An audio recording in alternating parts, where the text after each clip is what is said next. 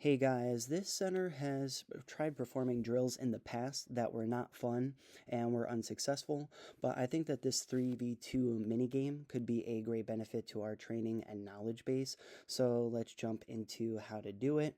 It's important to note that this is going to be played like an actual game. Whichever team gets the most points running these drills is going to win. We're going to use both teams, all 10 players. There are going to be 2 balls being used on both sides of the court at the same time, and I'm going to explain a little bit more about that later on. But in addition to the 3v2 practice for both offense and defense, I expect that everybody is going to get at least double the amount of shots on goal, so we're going to get a lot of practice there.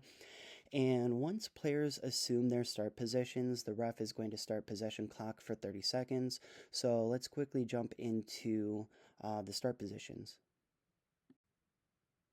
So as we can see in the positioning here, we have the kind of starting scenario, which is kind of based on the idea of, the ball turns over and the goalie and Cherry are low at the top of the key. The 4 was up trying to set the high wall, but immediately they or the goalie end up seeing that there is a breakaway of 2 defenders coming down, and so immediately the 4 is going to try and get onto defense into the wall, which is with a 2-man defense.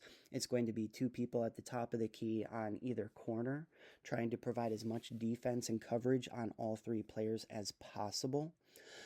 So we're going to start the ball with one of the offensive players in the center of the court.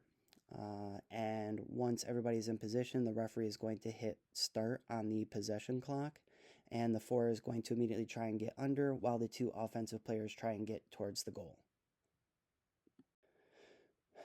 And as we see here on the red side scenario, we have a 3v2, and we have a shot currently over the center. You can see the white ball currently possessed by the Cherry.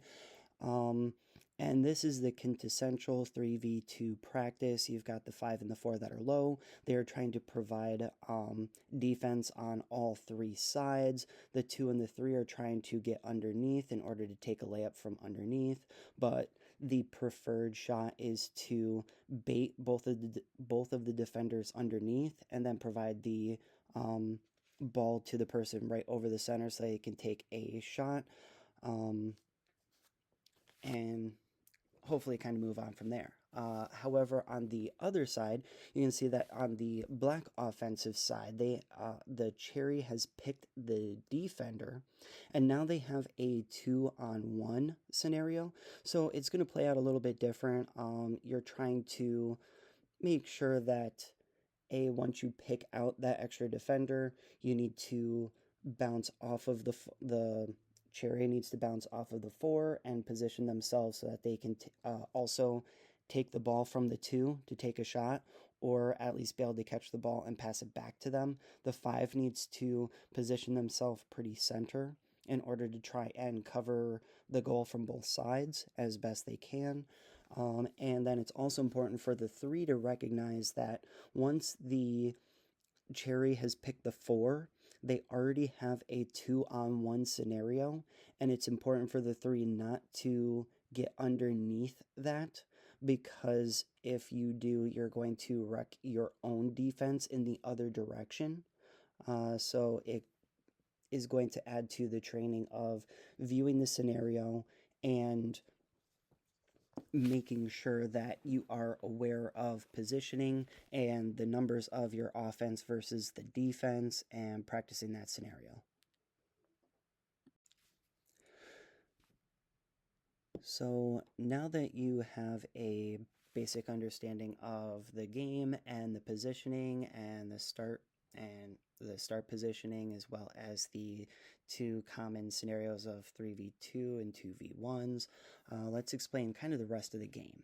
All right, so a play is going to continue until 4 scenarios are met. So offensive players should continue holding positions and shooting until either 1, they score, 2, defense catches the rebound, 3, the ball ends up rolling to the other side of the court, or 4, the clock runs out, you've only got 30 seconds to make a play.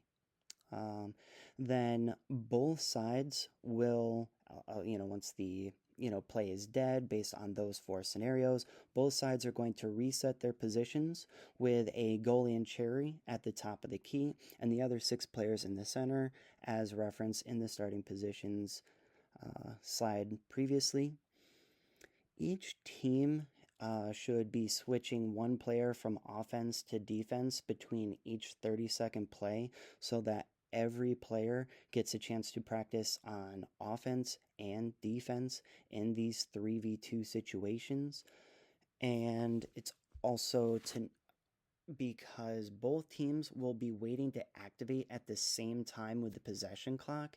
That means if red scores within 5 seconds or any of the other, play ending, they score, defense catches the rebound, you lose the ball to the other side of the court, whatever.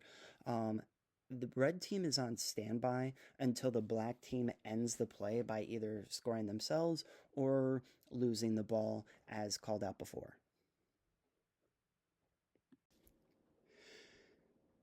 Anyhow, some just final comments on how to play this 3v2 minigame is first a call to the offensive team and whoever is playing cherry.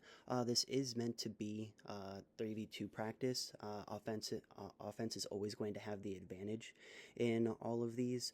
So if the cherry finds it a little bit too easy and is picking out the four in every single play, then maybe we'll you know stop trying too hard to stop them from getting into the wall. That way we can get more 3v2 practice. I think we're going to have to see how that plays out. Otherwise, prioritize the center shot and pass the ball a lot.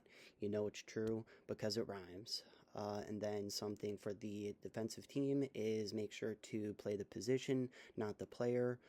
Your job is with the offense having the player advantage, your entire goal is just to put pressure on them so that they cannot just take a free shot without you at least getting in front of them.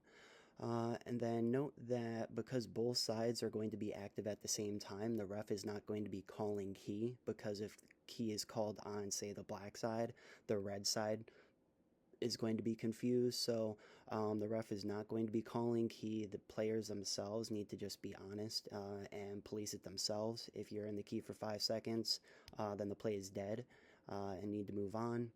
Then the next thing is just kind of a warning that this start and stop can waste a lot of time off the clock if the ball play is dead. Everybody needs to get into their start positions as soon as possible, because if we don't, then we could be losing, 30 seconds between each play just because people are sitting there like discussing and talking.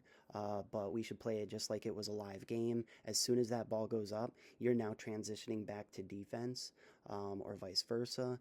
And that's how we should be playing this game, is